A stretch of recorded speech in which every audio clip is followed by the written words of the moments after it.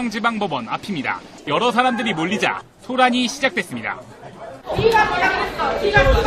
소란은 박영수 특검이 법원 청사에 등장했을 때 정점을 찍었습니다. 박근혜 전 대통령 지지자 등 일부 방청객들은 법원 내부까지 따라 들어와 욕설을 하고 심지어 물병을 던지기도 했습니다. 박영수 특별검사가 8일 이재용 삼성전자 부회장 뇌물공여 결심공판 출석을 당시 폭언을 하고 물을 뿌린 사람들에 대해 정식 수사 의뢰를 요청했다고 합니다. 나이스. 아, 이거 진짜 너무 심하시더라고요. 그 아주머니더라고요. 어떤 아주머니인데 뒤에서 물병을 던졌는데 동영상에도 잡혔어요. 금방 잡혀요. 윤석열 중앙지검장이 엄정 수사를 지시했죠. 이에 대해서. 나는 이 아줌마들 발언이 이해가 안 돼요. 나라를 이 지경으로 만들었는데 무슨 특검이냐. 이게 이재용을 처벌하는 것과 무슨 상관이죠? 박용수 특별검사가 목표였군요. 이분들한테는. 그러니까 이재용을 더 강하게 처벌하라. 예. 우리 박근혜 공주가 예. 강요에 의한 뇌물수수죄로 들어가지 않게 그냥 단순 뇌물수수죄로 끝나게 이재용을 강하게 기소하고 수사하지 왜 이렇게 약하게 했냐.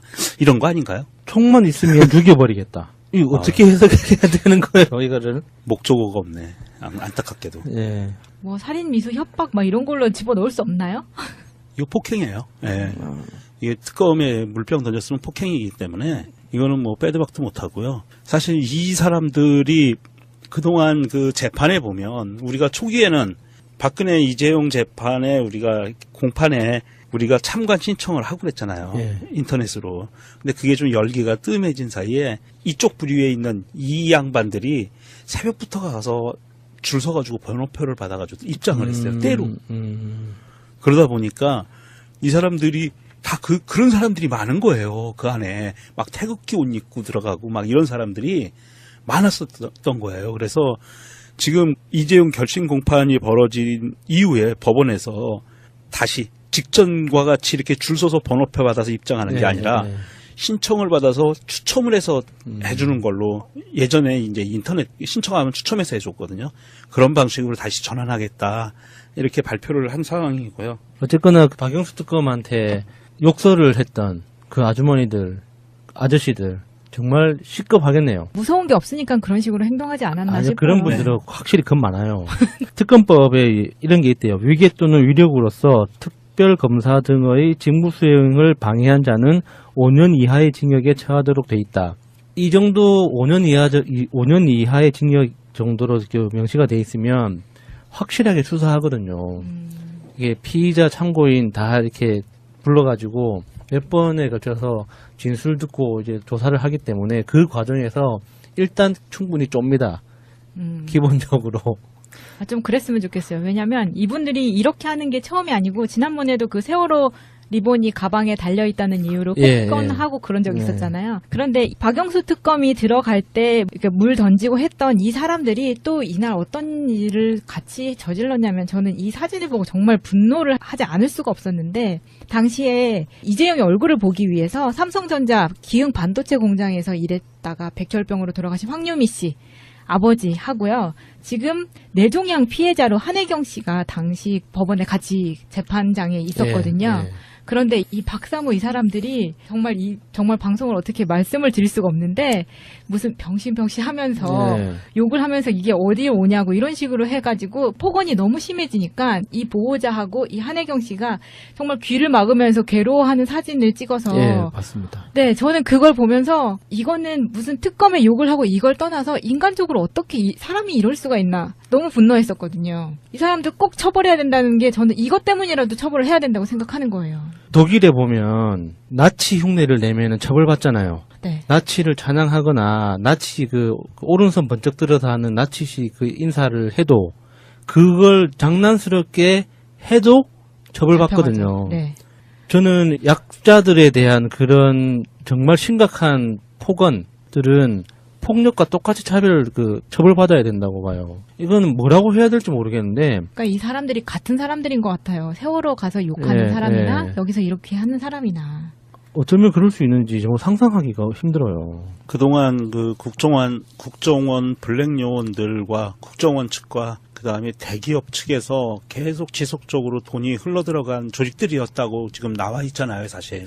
전위부대들이거든요. 일명 태극기 부대라는. 예, 이 사람들이 전위 조직들인데. 네, 댓글 부대의 오프라인 버전 아닌가요? 맞아요. 네. 예, 일베 오프라인이기도 하고. 그런데 이 사람들은 정말 폐륜적인 조직이기도 하지만 사실 이 부분들을 뿌리 뽑기 위한 방법 중에 하나도 국정원 개혁이에요. 국정원 개혁에서 국정원이 이런 국내 정치에 국내 손을 대지 못하게 근본적으로 막아놓고 나면 그 다음에 이제 기업들은 지금 전경련이 거의 이제 유명무실해졌잖아요. 예. 그러니까 전경련에서도 조직적으로 돈을 지급을 못해요. 단지 이런 개개의 사건별로 아마도 이게 삼성이나 이런 데서 돈이 흘러갔을 확률도 사실은 없잖아 있어요. 아직은.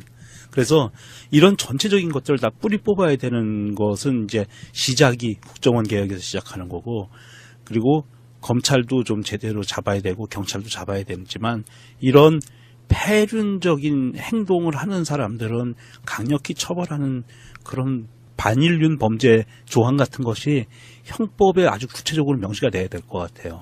어떤 방법으로든 처벌할 수 있는 방법이 있었으면 좋겠습니다. 이 너무 그러니까 심해도 너무 심해요. 예. 네.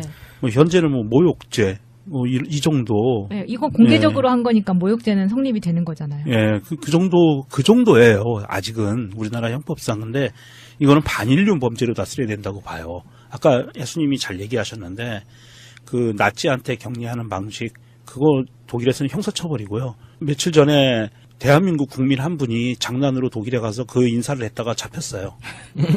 그래서 그 사람은 형사처벌 받을 겁니다. 독일에서. 그렇게 강력한 그 반인륜 범죄에 대한 조항을 넣으면 돼요. 그건 아주 쉽습니다. 그 형법만 개정을 하면 되는 거거든요.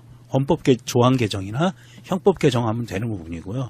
의지만 있으면 된다. 근데 이런 장면이 사회적으로 굉장히 만연되어 있는 것도 사실인 것 같아요. 예를 들어서 뭐 학교 폭력 아니면 그냥 정말 그냥 사회생활에서 폭력도요. 가해자 관계자가 피해자한테 욕하는 거랑 지금 상황이 똑같은 거거든요. 그건 가만 놔둘 수 없는 거잖아요. 언제부터인지 모르지만 우리가 굉장히 잔인하고 비합리적인 상황을 어쩔 수 없이 받아들인다고 해야 되나? 제가 TV를 잘 안 보는데 우연찮게 케이블 TV에서 하는 드라마를 보게 됐어요. 사이비 종교 집단의 어떤 부작용을 다루는 그런 내용이었는데 거기 고등학교에서 아이들이 친구들을 괴롭히는 그 집단 따돌림하는 장면이 나왔었거든요. 근데 제가 굉장히 충격을 받았던 게 괴롭히는 아이들이 한 명의 괴롭힘을 당하는 아이를 책상 위에 세워놓고 자유행위를 시키는 거예요. 상황 자체가. 그래서 그 자유행위를 시킨 그 아이들이 구경하고 있고 그 아이는 이제 그 맞은 아이는 이제 바지를 내릴까 말까 이렇게 아마 고민하고 있는 그 상황에서 자기 여동생이 대신 내가 옷을 벗겠다 하는 이제 이런 그 장면이었거든요. 정말 저는 좀 상상하기 힘든 거죠. 근데 그걸 현실에 있었기 때문에 작가들이 써냈다고 봐요. 그런 것들이 그 작품으로 나온다는 것도 놀라운 거지만 그게 재방송이었거든요. 그러니까 바로 본방이 아니라 재방송이었기 때문에 어느 정도 시청률이 나왔기 때문에 재방송을 하는 거잖아요. 그러니까 그런 상황들이 너무 끔찍하게 느껴지는 거예요. 아, 정말 끔찍해요. 그러니까 이게 태극기 부대가 삼성전자 피해자들한테 이렇게 정말 몹쓸 욕을 하는 이런 상황들에 대해서 단순히 그 사람들을 무식하다고 욕을 해야 되는 건지 안 그러면 정말 나쁜 사람이라고 욕을 해야 되는 건지 모르면 그럴 수 있다라고 봐줘야 되는 건지 좀 헷갈리는 거예요. 아니요, 모르면 그럴 수 있다라고 봐줄 수는 없는 것 같아요. 모르면 닥치고 있어야죠. 아, 이게 지금 그 관련 기사라던가 SNS 반응을 봐도 사실은 저는 뭐 지금 오늘의 키워드는 이제 박영수 특검의 그 모욕적인 그런 장면이지만 이것과 관련을 해서 한혜경 씨가 지금 한혜경 씨 엄마가 이런 그런 모욕을 받고 벽을 붙잡고 울고 있는 장면이라던가 네. 이런 것들이 너무 충격적이어가지고 그 굉장히 오랜 시간 동안 그게 잔상이 남았었거든요. 그런데 이 삼성 백혈병 반올림에 관계된 그 최근 기사가 하나가 나왔네요. 보충해서 좀 말씀을 드리면 이번에 그 장충기 미래전략실사장 사장이죠.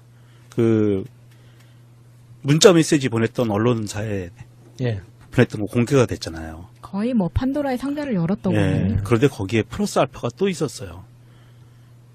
이게 박모 변호사에게 고가의 공연 티켓을 보내줬대요. 그리고 문자를 네. 받았는데 문자 메시지를 서로 주고받은 게 확인됐는데 이 박모 변호사가 삼성 백혈병 피해자 변호사래요. 그러니까 피해자 측 변호사. 예, 그 피해자 측 변호사에게 고가의 R석 공연 티켓 25만 원짜리 막 이런 거를 보내주고 그리고 삼성전자 그 간부들과 만나서 변호사가 식사도 하고 이런 상황들이 벌어졌다는 거예요.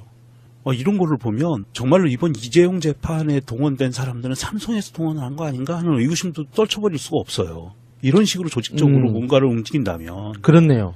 문재인 대통령 취임한 이후에 그 어버이연합을 비롯해서 구구단체의 지원금이 끊기는 바람에 다 해체하다시피 됐다고 그렇죠. 했잖아요. 예. 그래서 그분들은 돈을 안 주면 안 움직이는 분들인데 그렇죠. 어디선가 돈이 나왔기 때문에 움직였을 거다. 예. 아마도 삼성 측에서 저쪽으로 움직이지 합리적인- 않았을까. 합리적 추론이라고 봅니다. 순수한 지지자라고 보기에는 좀 힘들죠. 그 삼성에서 뭐 그깟 뭐 매덕을 이렇게 쏘는 게 뭐 이리겠어요? 그 정도는 뭐, 이재용 현재 재산이 8조 원이랍니다. 8조 원이니까 그리고 와닿지는 않네요. 그 이건희 지금 현재 건강하게 누워 계시는 이건희 회장의 재산이 18조 원이고요. 셀 수 있는 게 그 정도라는 거잖아요. 네.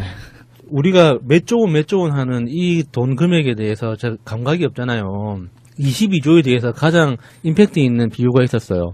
예수님이 태어난 날부터 네. 오늘까지 네. 매일 3천만 원씩을 쓰면 조금 남는답니다. 뭐 상상이 됩니까? 달도 아니고 매일 3천만 원 예. 쓰기도 어렵겠네요. 예. 감이 그래도 안 오는데요. 저한테는 누가 10,000원짜리로 1,000만 원 들고 있다 이런 게 더 감이 빨리 와요. 몇 조라고 그러니까 감이 안 와. 이게 돈인지 아닌지도 모르겠어. 그렇네요. 그렇게 재산을 갖고 있는 사람들이 태극기 부대에 뭐 몇 천만 원, 몇억 찔러주는 게 그렇게 큰 일은 아니니까 그럼요. 예, 예. 충분히 개연성이 있는 한 개 이야기네요. 부서에서만 예. 빼낼 수 있는 돈 정도밖에 안 돼요, 그거는. 예. 이번 일을 계기로 더 이상 절대 특히 이런 피해자 가족들 이렇게 약자에게 이런 식의 물리적 폭력이 됐든 언어적 폭력이 됐든 가하는 사람들에 대해서는 절대로 봐주지 말고 엄정 수사해 주시기 바랍니다. 윤석열 서울중앙지검장은 이 사안에 대해서 엄정 수사를 지시했다고 하니까요. 수사 결과를 지켜보도록 하겠습니다. 5년 이하의 징역입니다. 5년 주세요. 그러면 태극기 부대 수사 의뢰에 관한 트윗을 한번 볶아보도록 하겠습니다. 스카이트레이님, 태극기 부대가 하는 짓은 모두가 우리들이 일반적으로 할 수 있는 일이 아니고 조폭보다도 더 위험한 일을 하고 있다. 어느 나라 사람들인지 궁금하다. 쉽지는 않을 것 같아요. 근데 그 태극기 부대라는 네이밍부터 좀 바꿨으면 좋겠어요. 왜 우리나라의 국기로 상징되는 그것을 태극기 부대라는 네임을 줍니까, 언론들이? 맞아요. 당위성을 주기 위해서 그렇게 붙인 거 아닌가. 그냥 구구단체들 뭐 이런 정도가 가장 적당하지 않을까요? 그네 부대. 그네. 이게 그 부대도 좀 그래요. 왜냐하면 이 부대는 군조직이잖아요. 대한민국은 사병제도를 사사로 온 군인들을 인정하지 않아요. 공적인 군대만 인정하거든요. 이거 반역죄 아닌가요? 너무 소유죄? 진지해. 태극기 부대, 엄마 부대, 유모차 부대, 뭐. 안 돼요. 부대라고 그러면. 그러면 그룹이라고 할까요? 그러니까 가장 객관적인 그 명칭은 극우단체 정도로 보면 되겠습니다. 친박 극우단체. 예. 아니면 박사모라고 불러야 되죠. 태극기 부대라니 이런 씨. 이번에 이거는 박사모가 아니라 이사모 아닐까 싶기도 하고요. 삼성 비호 단체. 이사모. 그런 거 있잖아요. 어버이연합이 지원을 받았던 데가 정경련이잖아요. 예. 그런 식으로 지원하는 것이 없다고 말하지 않냐 할 수 없지 않을까요? 역지사진님의 트윗입니다. 자신의 의지인지 돈 받은 알바인지 누가 선동했는지 정신은 제정신인지 철저히 수사 부탁합니다. 이렇게 올려주셨네요. 아까 제 입으로 말씀드리지 못한 이야기를 트윗을 빌어서 읽어드리도록 그거 좋아요. 하겠습니다. 욕도 상관없잖아. 내가 한 게 아닌데. 희은, 더민주, 바보가 꿈꾸는 세상님의 트윗입니다. 병신들이 왜 여기 와 있어? 돈 뜯어내려고 왔냐? 인천 앞바다에 들어가 버려라. 돈은 백남기한테 가서 달라 그래. 삼성 직업병 피해자 박혜경 씨가 박바들에게 들은 막말. 박바들 딱 박근혜를 지지할 수준이라고 올려주셨습니다. 너무하네. 월광님의 트윗입니다. 태극기 부대는 박근혜가 박정희 아버지 것을 본떴다. 이 속에는 유신 때 김기춘 등 그 패거리들이 합심하여 한 행동들이다. 돈으로 사회를 문란시키는 것. 지금의 한국당 바른당들은 알고 있을 것임. 그래서 이 두 당은 철폐돼야 함. 그 버릇 개 안 준다. 이렇게 써주셨습니다.